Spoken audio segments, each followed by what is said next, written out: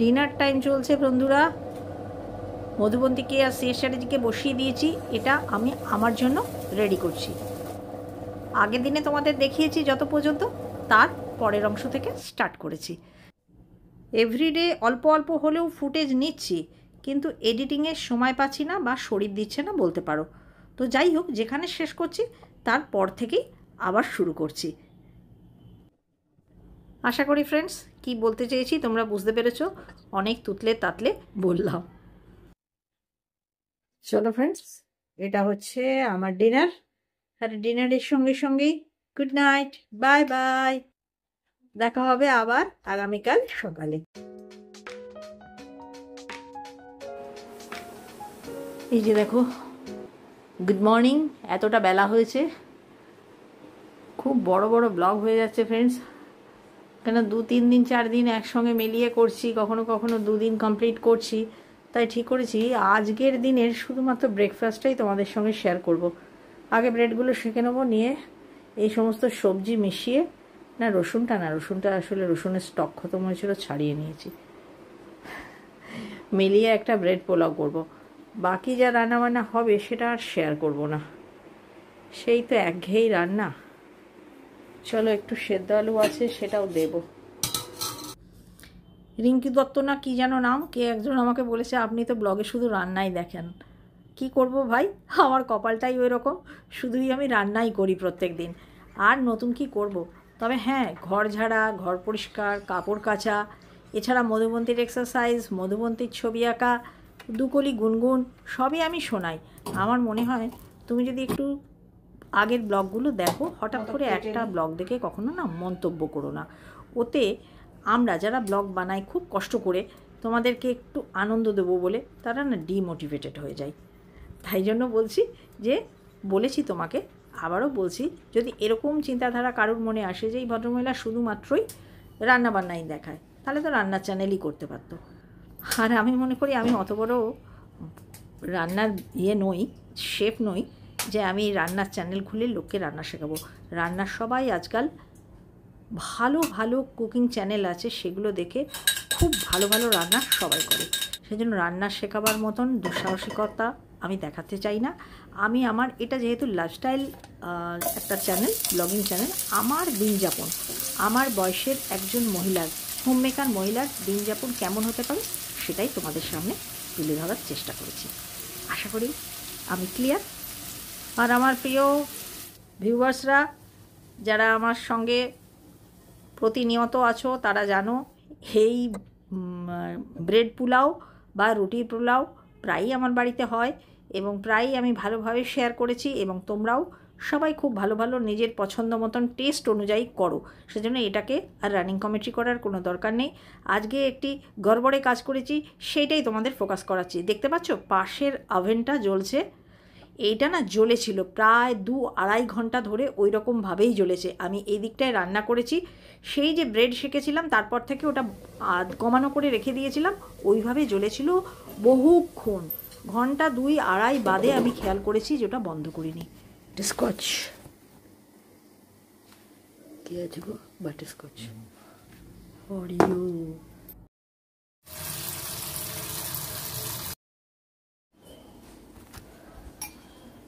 বাজার ধুয়ে দিতে হবে, জায়গাটা ফাঁকা করতে হবে। এই ডিশওয়াশারের মাথাটা না মানে মাল্টিপারপাস কাজ করে। বাজার ধুয়ে দিই, আবার এই সমস্ত কৌটো বাটা ধুয়েও দিই, তখন নিউজ পেপারের ওপর দিই। এই প্রিপারেশানটা তোমাদের হলে আরও একটু আগে নেমে যেত, কারণ তোমরা রাখতে ভেজিটেবলগুলো একটু ক্রাঞ্চি ক্রাঞ্চি, কিন্তু আমরা পুরো মানুষ, আমাদেরকে একটু নরম করতে হয়, সেই জন্য ঢাকা দিয়ে রেখে দিয়েছিলাম। তাও যাই হোক, দেরি হয়নি, সিএস চ্যাটার্জি এই মাত্র এসছে, এক্ষুনি হয়ে যাবে, দিয়ে দেবো।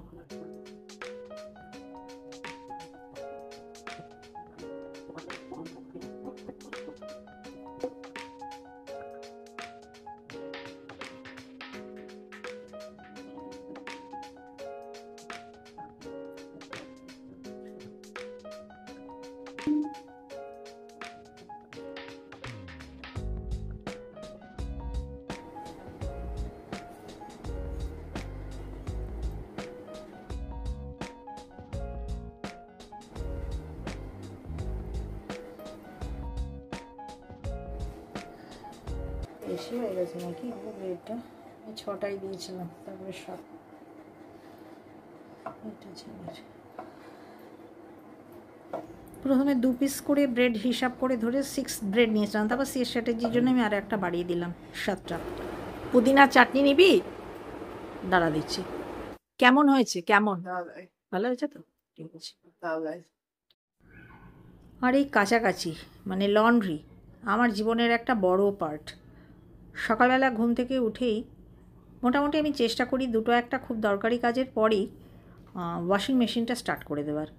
কারণ আমার বাড়িতে না মানে লন্ড্রি খুব বেশিই হয় বলতে পারো। কারণ দেখো, হাত মোছার 3 জনের 3টে তোয়ালে, বাসন মোছার প্রত্যেক দিন 2টো তোয়ালে, এছাড়া ছাড়া জামা কাপড় এ তো লেগেই আছে। এরপর যদি এক্সট্রা কাচি তাহলে তো আর দেখতেই হয় না। মানে আপহোস্ট্রি যেদিন কাচি সেদিন তো একসঙ্গে আমার 2টো ওয়াশিং মেশিন চালাতে হয়। আমাদের এখানে অনেককেই দেখি কাচাকাচিগুলো যদি বা ওয়াশিং মেশিনে হয়ে গেল, নিজেরা করলো, তারপরে মেলার জন্য হেল্পিং হ্যান্ড নেয়, তাদের দিয়ে ছাদে পাঠিয়ে দেয়। কিন্তু আমার ওটা না পছন্দ। সেদিন যখন পুরনো এসি খোলা হলো আর নতুন এসি ফিটিং হলো, তখন তো সবিতা ছিল অ্যাবসেন্ট। তো এই মোটা ক্লিনিংটা অপেক্ষা করছিল সবিতার জন্য। বাকিগুলো আমি করে ফেললেও এটা আর হয়ে ওঠেনি। কালকে এগুলো ফ্রেন্ডস সমস্ত সাবান দিয়ে ভালো করে ধুয়ে রেখেছিলাম, গোটা দিন শুকোলো, একদম শুকিয়ে গেছে। এবারে আমি যেগুলো চেঞ্জ করবার সেগুলো চেঞ্জ করে ঢেলে রাখবো। এটা রাঁধুনি, মেনলি গোটা ফোড়নগুলোই ঢালবো। সাদা সর্ষে,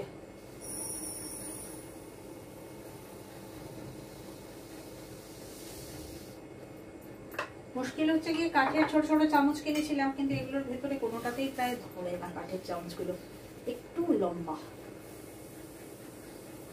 সে সাথে কি বলছিল পেছনগুলো কেটে দেবো।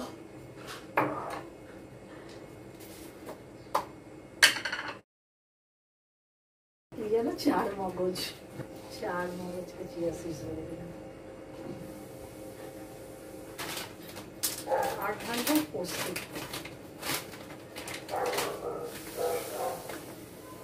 ব্যাস, কাঁচের শিশি দিয়ে ভারী করবো না। কাঁচের শিশি ভালো একদিকে, কাঁচের জার, কিন্তু একদিকে মুশকিল। তাড়াহুড়োর সময় হাত থেকে যদি স্লিপ করে যায় তাহলে আর দেখতে হচ্ছে না, প্রচুর কাজ বেড়ে যাবে। 5 ফোড়ন, মৌরি, জিরে, 2 রকম সর্ষে, পোস্ত, 4 আরও একটু ঠিক করবার আছে, দেখা যাক।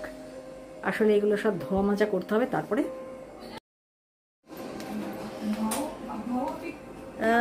কেমন পরিষ্কার হয়েছে দেখো। Done by Sabita, fully complete done by Sabita. Lunch মিটে যাবার পরে মধুবন্তীর ঘরে ঢুকেছি ঘরটাকে অন্ধকার করার জন্য। এই মুহূর্তে ফ্রেন্ডস গোটা বাড়ি অন্ধকার করে দুদিকে 2টো এসি চালানো হয়েছে। মধুবন্তী ওই দিকের হলে সোফায় হেলেছে, আর সিএস চ্যাটার্জিও এই দিকের সোফায় শয়নে পদ্মলাভ। এইবার আমিও হেলে যাব।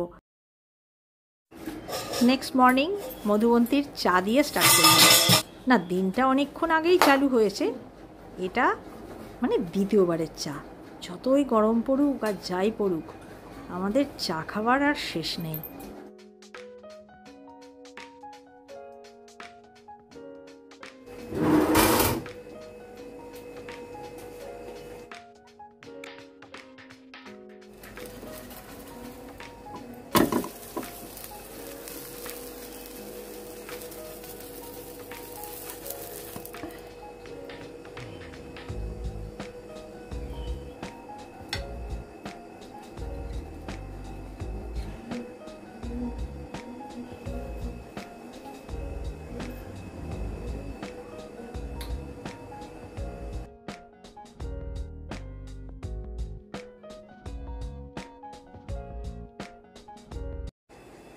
আপাতত এইগুলো জোগাড় হয়েছে ফ্রেন্ডস।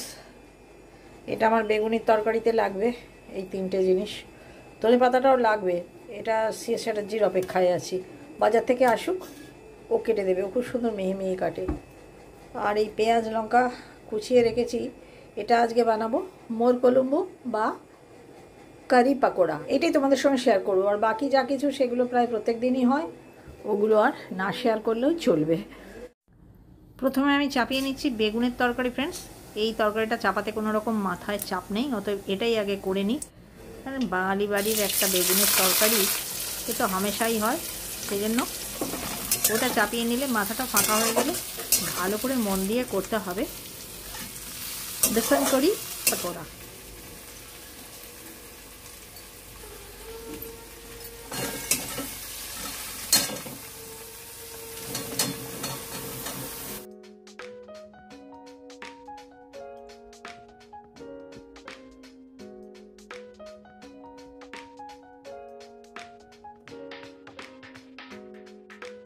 চলো তো শেষ সাথে যে আসছে কিনা দেখি। কি রোদ বাইরে, সাদা একদম।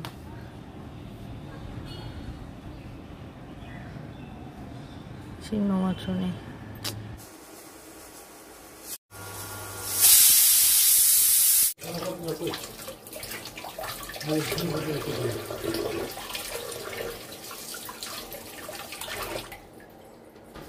এই মুহূর্তে ফ্রেন্ডস সমস্ত ব্রেকফাস্ট মিটে গেছে, বাজার ধোয়াধুয়ির পর্ব শেষ। অনেকটা ভেতরটা না হালকা লাগছে। আর বাজার আনতে হবে না, আর বাজার আনলে আমি মরবো। আচ্ছা এই দেখো, যেটার জন্য আমি ক্যামেরাটা অন করেছি আর সেই স্ট্র্যাটেজি আবার বাজার থেকে এসে পরে বলছে আর কিছু বাজার থেকে আনতে হবে কিনা। লোকে ভয়ে 40 ডিগ্রি টেম্পারেচার চলছে, বাইরে বেরোতে চাইছে না। আচ্ছা দেখো, ওই যে তোমাদের দেখিয়েছিলাম 3টে টি শার্টের এই একটি কালকে স্নান করে পরিয়েছিলাম, ভালোই দেখাচ্ছে বলো। আর চলো দেখি মধুবন্তীকেও পরিয়েছি আজকে, তাকে কেমন দেখাচ্ছে দেখি।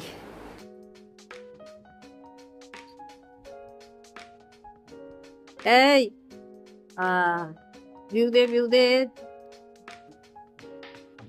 এই দেখো নতুন ক্রপ টপ আর লাউঞ্জ প্যান্ট, খুব সুন্দর ফিট করেছে।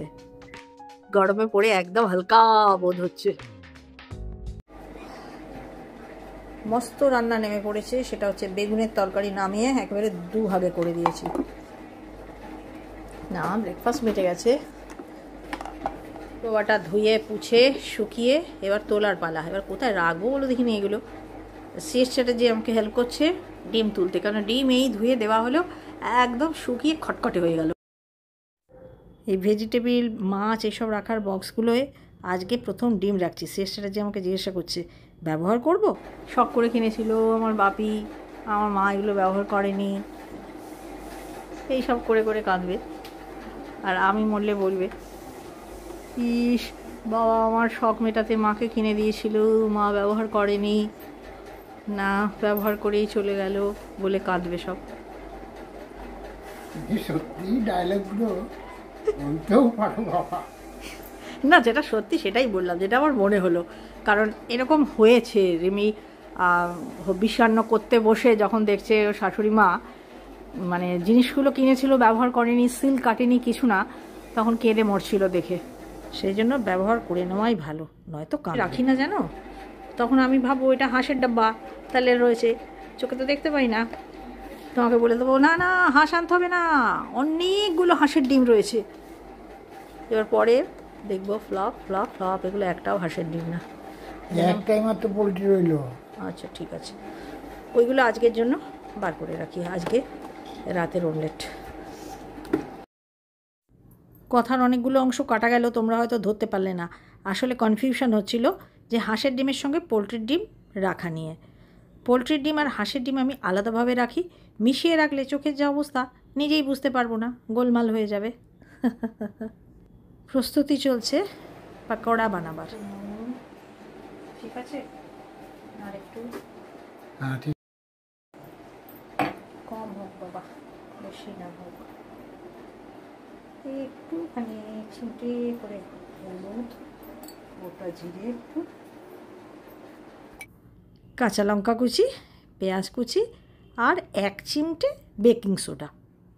প্রথমে পেঁয়াজের জলে ভালো করে চটকে মেখে নেব, তারপর প্রয়োজন মতো অল্প অল্প করে জল দেবো। আর যদি কোনো কারণে নরম করে ফেলি তখন বড়াগুলো হয়ে যায় একটু চ্যাপটা চ্যাপটা। একটু হিংও দিয়েছি।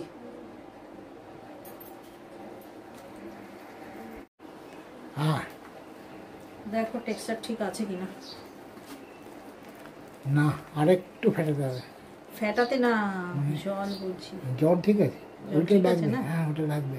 ফেটা আরেকটু বেড়ে যাবে ইয়েটা, তোমার জলের ইয়েটা ঠিক হয়ে যাবে।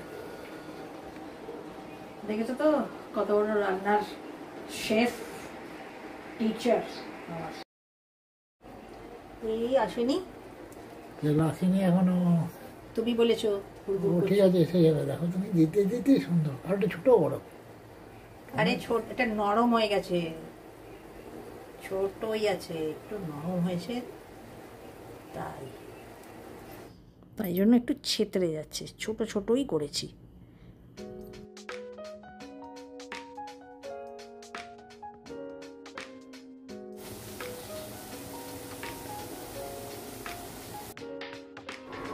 ভাত ফুটছে, ফুটে উঠেছে, হয়নি এখনো কিছু, এখনো হয়নি বহুদের। চলো 1 রাউন্ড হয়ে গেল দুর্গা বলে তুলে নিই। মনে হচ্ছে 3 রাউন্ড করতে হবে। ফ্ল্যাট বেস কড়াইগুলোতে করলে একসঙ্গে হয়তো অনেকটা হয়ে যায়, কিন্তু তেল লেগে যায় অনেক বেশি।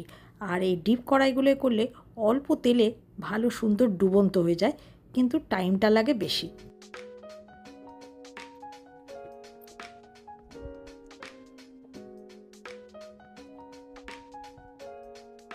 মাল্লা,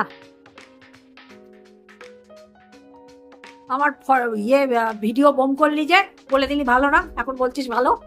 যেই চলে যাচ্ছিলাম বুঝলে অর্ধেকটা নিয়ে বলছে ভালো ভালো। এই দেখো আবার অবেলায় ঠিক হলো, পটল দিয়ে কাতলা মাছ দিয়ে মাছের ঝোল হবে। এখন শেষ স্ট্র্যাটেজি আবার বসে পড়েছে জোগাড় করতে। অ্যাকচুয়ালি প্রথমে ঠিক হয়েছিল যে এটা মাছটা শুধুই রান্না হবে, কোনো সবজি দেওয়া হবে না। গরমে না এই কারি পাকোড়া খেতে বেশ ভালো লাগে। জিরে সর্ষে কারি পাতা, শুকনো লঙ্কা, হিং, এগুলো যাবে ফোড়নে। একটু ঘি দিলাম, সাদা তেলের সঙ্গে ঘি দিয়ে দিলাম, ঘি লঙ্কাও দিয়ে দিলাম।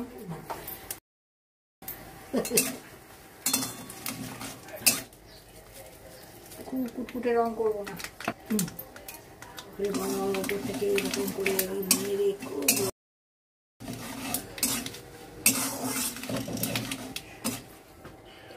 আচ্ছা শোনো, এই না এই ঘোলটা দিতে না আমি বেসন দিয়েছি, আর 1 ফোঁটা করে জিরে, হলুদ, ধনে এসব দিয়ে দিয়েছি,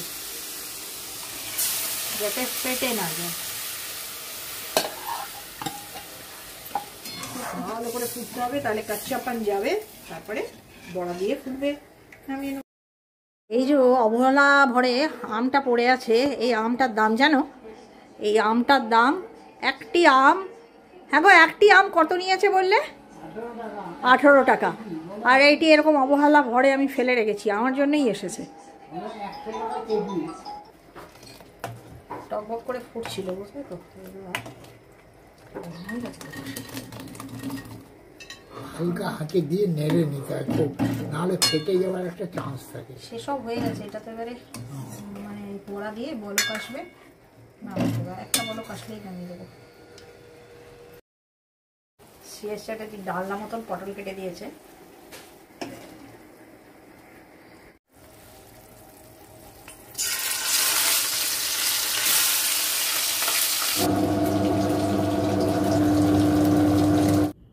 নিচ্ছি পটল মাছের ঝোলের মশলা।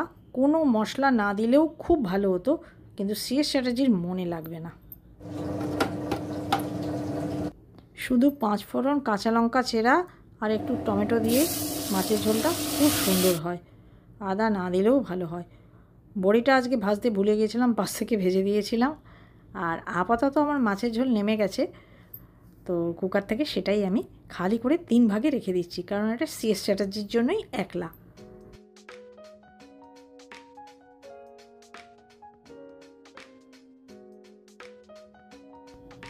মাছের ঝোল সিএস চ্যাটার্জি একলাই খাবে, আর নিম বেগুন আছে, দুজনের হয়ে যাবে, মধুবন্তীর আর সিএস চ্যাটার্জির।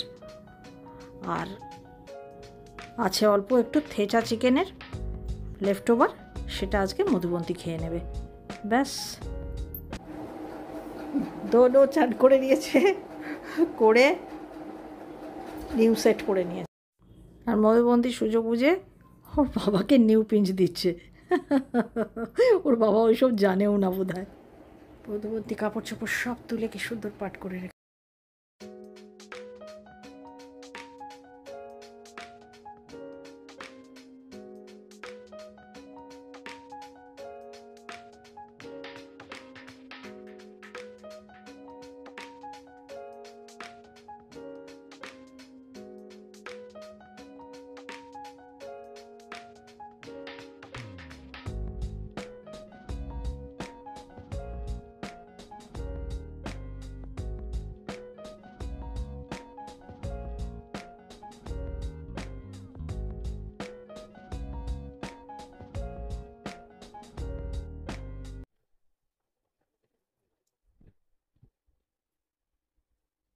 কি গো?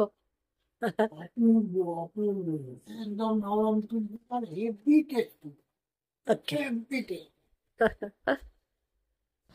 আর মধুবন্তীর নাটক দেখো, দুদিন বাদেই বলবে খারাপ। ঝুলি থেকে বেড়াল বেরোতে শুরু করেছে। সে হচ্ছে গিয়ে মস্ত দুঃখের খবর, দুপুরবেলা এসি সারিয়ে বসবার আগে একটুখানি লিমকা বার করতে গিয়ে মনে হলো ফ্রিজটায় কি ঠান্ডা হচ্ছে না। কালকেই বুঝেছি আইসক্রিমের হাল দেখে, কিন্তু ধরতে পারিনি যে ফ্রিজটা খারাপ হয়ে গেছে। ফ্রিজটা এখন দেখছি, এবার নিশ্চিন্ত হয়ে বসার পরে স্টার্ট নিতে গিয়ে ফ্রিজ স্টার্ট নিচ্ছে না। বোঝো ঠেলা। এই দেখো, দেখলে স্টার্ট নিয়েই বন্ধ হয়ে যাচ্ছে, স্টার্ট নিতে প্রবলেম। লোক ডাকলাম, তাদের আর কি গরজ বলো। তারা বললো আগামীকাল। আমার ওই বাড়িতে একটা ফ্রিজ পড়ে আছে, সেটাকে আনবার, সেটারও লোক পাচ্ছি না। আর ফ্রিজ ভর্তি জিনিস, ননভেজ ভর্তি, নষ্ট হয়ে যাবে। ওমা, দেখছো আমি না দুধ বসিয়ে এসেছি জাল দিতে। যা খাঁচটা কমিয়ে গেছিলাম, মানে যেটুকু বাঁচানো যায় আর কি। আর দেখলে তো আজকে ডবল ডবল রান্নাও করেছি। কি কাণ্ড, এখানে তো ধরবে না এত বড় ফ্রিজ, কিন্তু টেম্পোরারি মানে কাজ চলে যাবে, আমার জিনিসগুলো নষ্ট হবে না। ওই বাড়ি থেকে নিয়ে আসা হলো এই ফ্রিজটাকে, এটা এখানে রাখা হলো যেমন তেমন করে। দেখা যাক, 7 দিনের মধ্যে কিছু ব্যবস্থা করতে হবে। আর অবস্থা দেখো একবার, এখানে আয়, ফোকাসটা দে, লাইটটা একটু জ্বালিয়ে দাও, বন্ধ করে দিলে এই দেখো। এবার এইগুলোকে সব যথাস্থানে, এই দেখো এই জায়গাটার অবস্থা। আর ওই টিপটটা ভেঙে গেল, পুরোপুরিতে টিপটটা ভেঙে গেল। তো সিট সেটার জন্যই দিয়েছে। মাঝপথে দাঁড়িয়ে, তার কারণ এর হাইটের জন্য উনি ঢোকেননি ওখানে। যাক গিয়ে বাবা, খাবার দাবার বাঁচিয়েছি। দেখাই, কম ছিল তাই রক্ষা। একটা বক্স আজ বেরিয়েছে। এই ফ্রিজটায় না তেমন জায়গা নেই ভাই, পুরো প্যাকড আপ।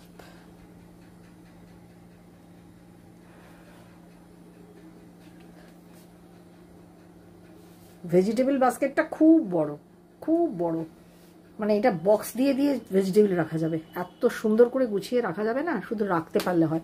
আমি যদিও ওইসব কিছুই করিনি, আমি আপনার থলিগুলো নিয়ে নিয়ে এর মধ্যে করে গুজিয়ে দিয়েছি। দেখতে পাচ্ছ কতটা জায়গা এখনো কোথায় পড়ে আছে, প্রচুর বড় নিয়ে। তার জন্য কি হয়েছে বলো তো, এত বড় বাস্কেট দিয়েছে বলে এই যে তলার অংশটা ফাঁকা, কোনো বোতল দেওয়ার জায়গা নেই।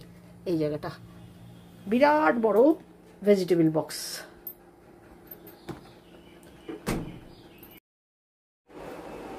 এই দেখো মধুবন্তী আজকে বসে বসে নেল পলিশ পরে নিল। সেই কারো পৌষ মাস, কারো সর্বনাশ। ওর তো কিছু নয়, সমস্যা সমস্যা আমারই। যাই হোক ফ্রেন্ডস, আজকের মতো এই খারাপ ফ্রিজ দেখিয়ে তোমাদেরকে আমি ব্লগটা শেষ করলাম। সঙ্গে থেকো আগামী দিনে।